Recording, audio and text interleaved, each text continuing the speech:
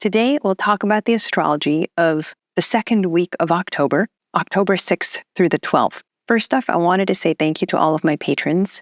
If you would like to become a patron and would like to get access to my monthly Magical Elections ebook, which teaches you how and when to make astrological talismans, you can go over to patreon.com/NinaGryphon. You can also get access to early and exclusive content about astrology, magic, and astrological magic. October 8th, Venus at 18 Scorpio will trine Mars in Cancer. Venus is passing through the realm of darkness and death, bringing her joyful message to the souls who suffer in hell. With this aspect, Venus trines Mars in Cancer. You may recall from last week that Mars will be retrograde this winter and will eventually station direct at 17 Cancer. So this Venus trine Mars gives us advance notice of how the retrograde will play out and what it'll be about. October 5th, Mercury in Libra squared Mars in Cancer, and now we have Venus in Scorpio trine Mars. The brutal, swift cut symbolized by last week's Mercury square Mars is now healed or softened by the trine of Venus.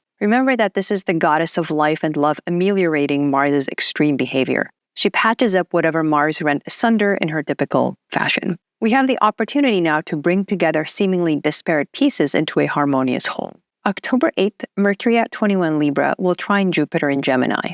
This is an aspect of spiritual wisdom as well as material gain, depending on where we turn our attention. Note that Jupiter is stationing retrograde, so Mercury's aspect to Jupiter now is especially significant in showing us the themes of the upcoming 4 months. With both planets in air signs on a spiritual level, we'll spend the next 4 months seeking and integrating wisdom and teachings. Perhaps we have an important realization, an increase in awareness, or a discovery as Mercury trines Jupiter. But it will take 4 months for us to really come to terms with it, its meaning, and make it a part of our practice on a day-to-day level. The air signs often deal with abstractions, and we have to work to apply new discoveries to daily life. In a more mundane sense, Mercury trine Jupiter can bring about an important agreement, negotiation, or settlement. Mercury can work his magic in his guise as a business person who can transform the physical world as easily as he changes the spiritual realm. So this trine brings a great opportunity to snatch victory from the jaws of defeat, especially if we view it in the context of Jupiter's turning retrograde the next day. Perhaps we negotiate a return to a prior state or get a valuable second chance. October 9th, Jupiter turns retrograde at 21 Gemini. Jupiter is retrograde now, and he will turn direct February 4th at 11 Gemini. Jupiter in Gemini, if you recall, is the unorthodox guru. So this is why Jupiter in Gemini is in his detriment. He is not here to give you the party line or the official dogma, but he may be the tricky wandering wise man or holy fool who dispenses wisdom in an unusual, perhaps socially unacceptable manner.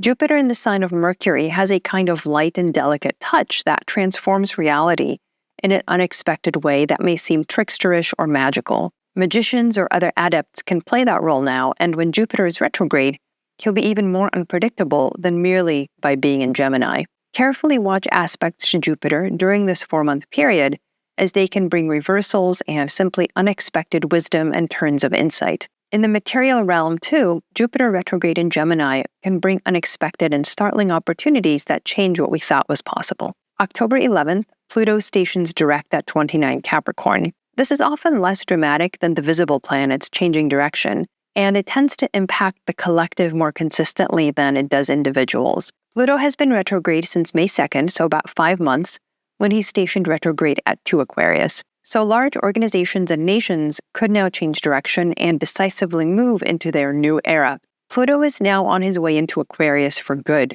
bringing questions of the public good into the larger discourse. Whereas during Pluto in Capricorn, the question was about how to help business. Now the focus will be on the public side of the equation. An economy cannot function if the people have no money to spend. Also, as an air sign, Aquarius is also associated with the weather, as in the climate. So the question now is how to support public demand and also ameliorate the effects of climate change. And nations, governments, and organizations that are not seen to be supporting the public good will likely fold or at least suffer due to a lack of public trust, instability, and upheaval until they figure it out. So, word to the wise, Pluto will demand a focus on Aquarian matters, and those who ignore that do so at their extreme peril. Thanks for watching. I'm Nina Gryphon, and this is the Astrology and Magic channel.